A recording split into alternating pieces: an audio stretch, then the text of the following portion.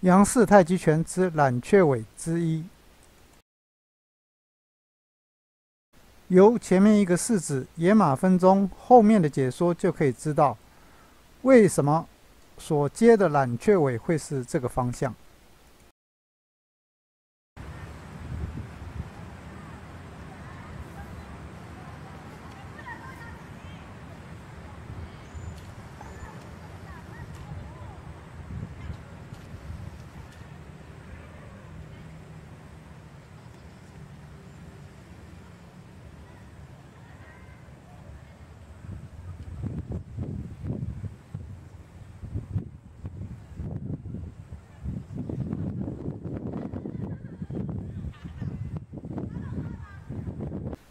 由于这是一个很大的基础主题，有很多细节很难三言两语带过。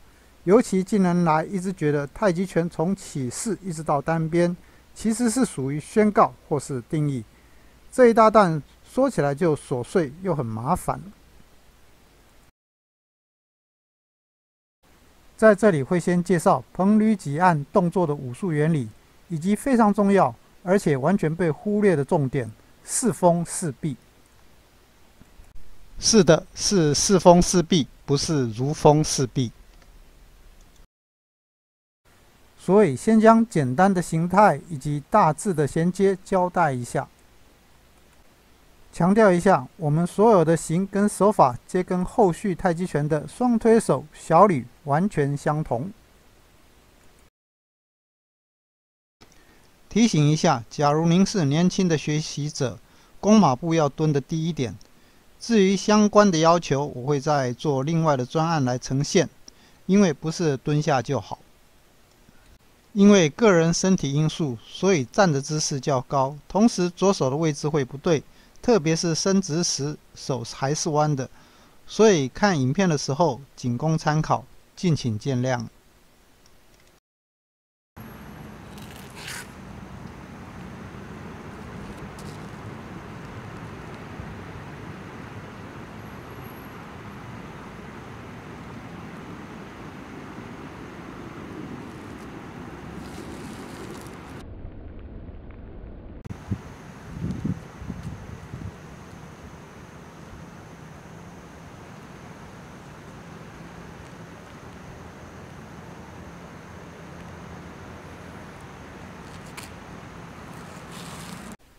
打拳的时候一样放松，不用力。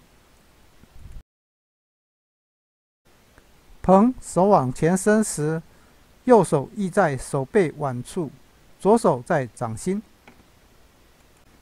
捋源自为提手捋，手往回往下，右手依在掌心，左手依在手背腕处。挤双手交叠往前，意在双手肘处。画左手上画，意在手背腕处。右手下画，意在掌心。按意在掌心，略往下按，后再往前。放松用意来带动，很多人会以为我在教气功，但是答案不是。用意来打拳，很容易会有气感。至于气这块领域，我们就不讨论，非属于武术范围，属于玄学去了。个人建议，有气感不用高兴，没有也不要紧，与太极拳的功力无差。万一真的有气感，强烈的建议不要把气收丹田，散掉是最好。而且感觉散掉之后，气的感觉是一天比一天饱满。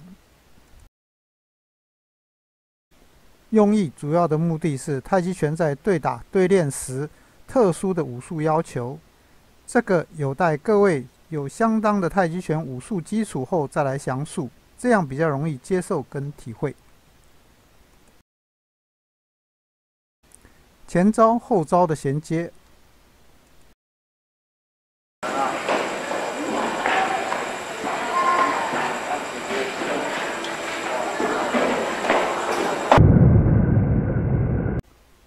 这样大致可以知道为何揽雀尾后单边是180度的深厚。来到这里的同好，我希望各位能保持怀疑的心，也放下一些已经先入为主的观念，用逻辑分析的观念来看这一趟拳。就跟科学一样，也就是要先设想这里说的不见得全是对的，而是要您以自己的逻辑观念来分析，看我说的对不对，合不合理，再来接受。这就是以科学的方法来探讨原理。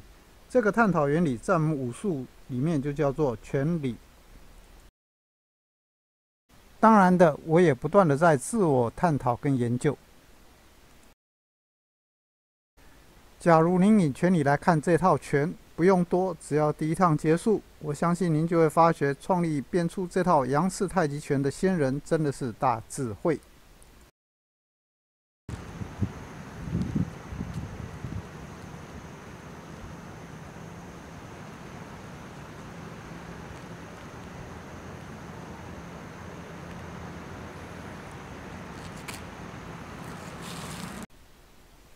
再次强调一下，我们所有的形跟手法皆与后续太极拳练习之双推手以及小吕完全相同。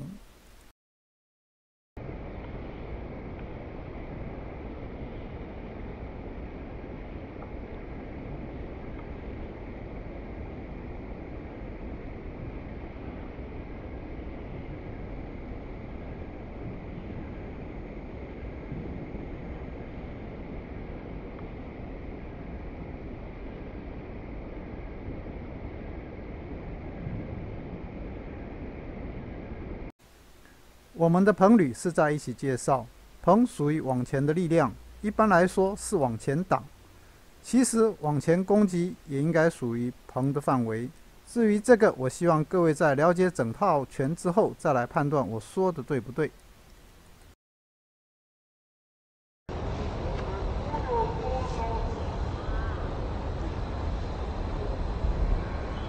我们所学的捧，重点在捧吕的缠丝，希望能求得正确，能够发出劲道的姿势。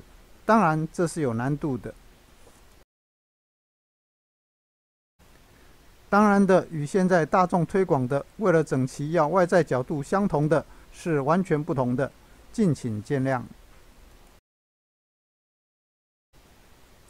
捧的角度要求要能够用最省力的状态脱离简单的情，就是那个连续角度变化，就是基本的要求。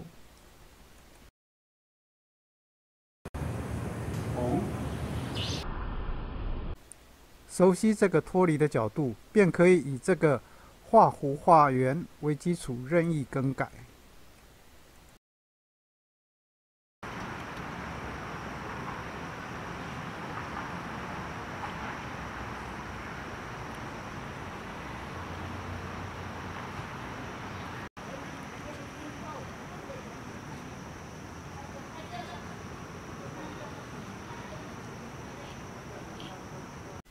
这个缠丝主要是向外翻转，除了用于脱钩、脱离擒拿外，还用于发劲及打击。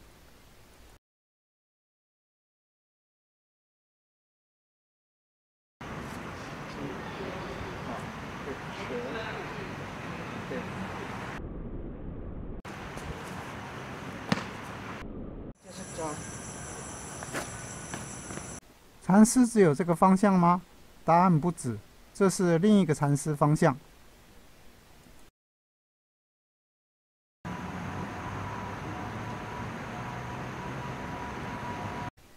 这个缠丝主要目的在缠锁。另外一个是这个方向，这个方向是做这个。做另外一只手，这个是卡。好，卡住。另外一个是这样。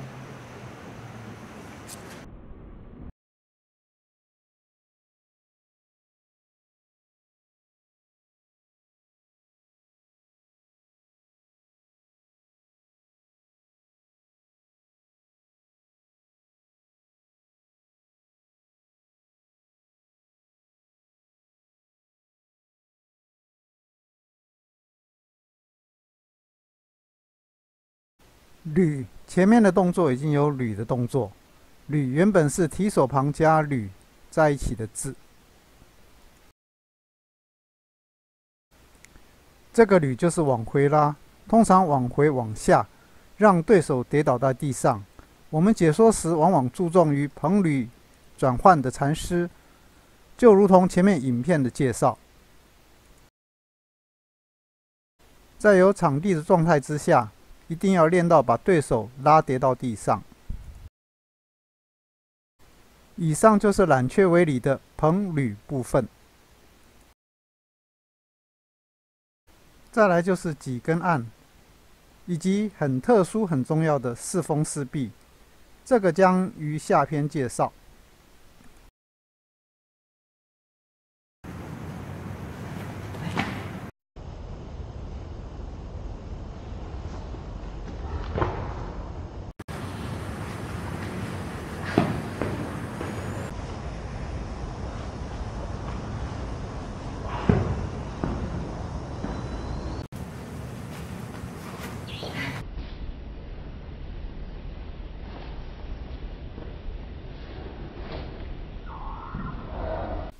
履练习时是要把对手履跌到地上，但实战上只要能够落空就可以了。